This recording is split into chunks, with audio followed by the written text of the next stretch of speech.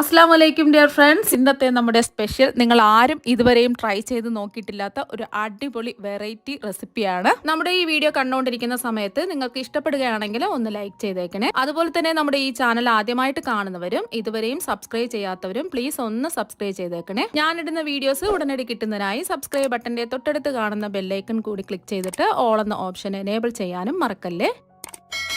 അപ്പോൾ ആദ്യം തന്നെ ഇതിനായിട്ട് ചൂടായി കിടക്കുന്ന ഒരു കടായിലേക്ക് 1 ടേബിൾ സ്പൂൺ എണ്ണ ഒഴിച്ചു കൊടുക്കാം. ഞാനിപ്പോൾ വെളിച്ചെണ്ണയാണ് എടുത്തിട്ടുള്ളത്. ഇഷ്ടമുള്ള എണ്ണ എടുക്കാവുന്നതാണ്. ഇതിലേക്ക് ഒരു 4 അല്ലി വെളുത്തുള്ളി അല്ലികൾ ചേർത്ത് കൊടുക്കുക. അതുപോലെ തന്നെ ഇതിലേക്ക് ഒരു 7 വറ്റൽമുളകും കൂടി ചേർത്ത് കൊടുക്കാം.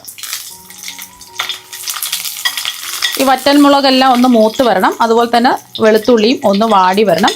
വലിയ അല്ലി വെളുത്തുള്ളി അല്ലികളാണ് 4 എണ്ണം എടുത്തിട്ടുള്ളത്. ചെറുതാണെന്നുണ്ടെങ്കിൽ 6 എണ്ണം ഒക്കെ എടുക്കുക. മീഡിയം ഫ്ലെയിമിൽ വെച്ചിട്ട് ഇതൊന്ന് നമുക്ക് മൂപ്പിച്ചെടുക്കാം. അപ്പോൾ ആ മുളകെല്ലാം ഒന്ന് മൂത്ത് വന്നിട്ടുണ്ട്. ഇതിലേക്ക് നമ്മൾ ചേർത്ത് കൊടുക്കുന്നത് 2 മീഡിയം സൈസ് സവാള ഇതുപോലെ ചെറുതായിട്ടൊന്ന് കട്ട് ചെയ്തെടുത്തതാണ്. അതും കൂടി ചേർത്ത് കൊടുക്കാം.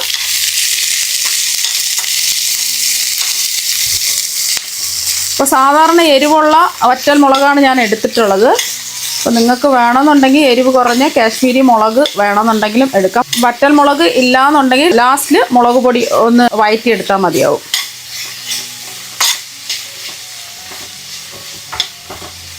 ഇനി സവാള ഒന്ന് വയന്ന് കിട്ടുന്നതിന് ആവശ്യമായിട്ടുള്ള ഉപ്പും കൂടി ചേർത്ത് കൊടുക്കുക. ഇതിലേക്ക് 1 ടീസ്പൂൺ ഉപ്പാണ് ചേർത്ത് കൊടുക്കുന്നത്. ഉപ്പൊക്കെ അവരവരുടെ ഇഷ്ടത്തിനനുസരിച്ച് കൂട്ടിയും കുറച്ചും എടുക്കാവുന്നതാണ്. ഉപ്പ് കുറവുണ്ടെന്നുണ്ടെങ്കിൽ ലാസ്റ്റിൽ ആവശ്യത്തിനുള്ള ഉപ്പ് ചേർത്ത് കൊടുത്താൽ മതി. അപ്പോൾ സവാള അങ്ങ് വയന്ന് ഒരു ഗോൾഡൻ നിറമൊന്നും ആവേണ്ട ആവശ്യമൊന്നുമില്ല. ജസ്റ്റ് ഒന്നെല്ലാം വാടി കിട്ടിയാൽ മതി. സവാള ചെറുതായിട്ടൊന്ന് വാടി വരുന്ന സമയത്ത് 1 ഇഞ്ച് വലിപ്പത്തിലുള്ള ഇഞ്ചി ഇതുപോലെ റൗണ്ടായിട്ട് കട്ട് ചെയ്ത് ചേർക്കാം.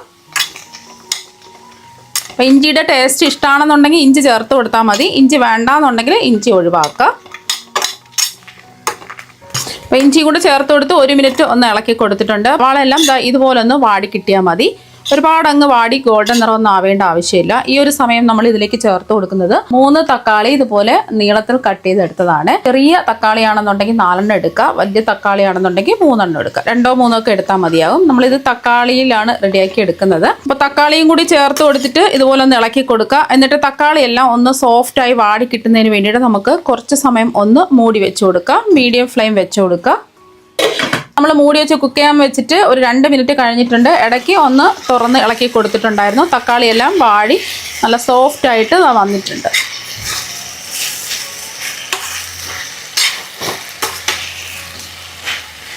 ഇനി ഇതിലേക്ക് ഒരു 50 ഗ്രാം പൊട്ടുകടല ചേർത്ത് കൊടുക്കാം. പൊട്ടുകടല എന്ന് പറയുമ്പോൾ നമ്മൾ മിക്സറിലൊക്കെ ഇടുന്ന പൊട്ടുകടലയില്ലേ, നമ്മൾ ചട്നിയൊക്കെ തയ്യാറാക്കുമ്പോൾ ഈ പൊട്ടുകടല ചേർത്തിട്ടാണ് തയ്യാറാക്കുന്നത്. അതുപോലത്തെ പൊട്ടുകടല 50 ഗ്രാം എന്ന് പറയുമ്പോൾ ഒരു 1/4 കപ്പ് ചേർത്ത് കൊടുക്കാം.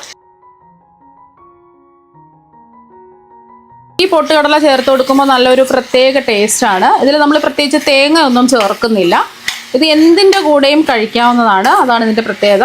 അപ്പോൾ നല്ല അടിപൊളി ടേസ്റ്റുമാണ്. ഒട്ടും തേങ്ങ ഒന്നും ചേർക്കാതെയാണ് നമ്മൾ തയ്യാറാക്കുന്നത്. അപ്പോൾ അത് ഒന്ന് ഇളക്കി കൊടുത്തതിന് ശേഷം ഇതിലേക്ക് നമ്മൾ കുറച്ച് മല്ലിയില വേണമെന്നുണ്ടെങ്കിൽ, മല്ലിയിലയുടെ ടേസ്റ്റ് ഇഷ്ടമാണെന്നുണ്ടെങ്കിൽ ഒരു കൈപിടി മല്ലിയില ചേർത്ത് കൊടുക്കുക. കുറച്ച് മല്ലിയിലയും കൂടെ ചേർത്തിട്ട് ഒന്ന് ഇളക്കി യോജിപ്പിക്കുക.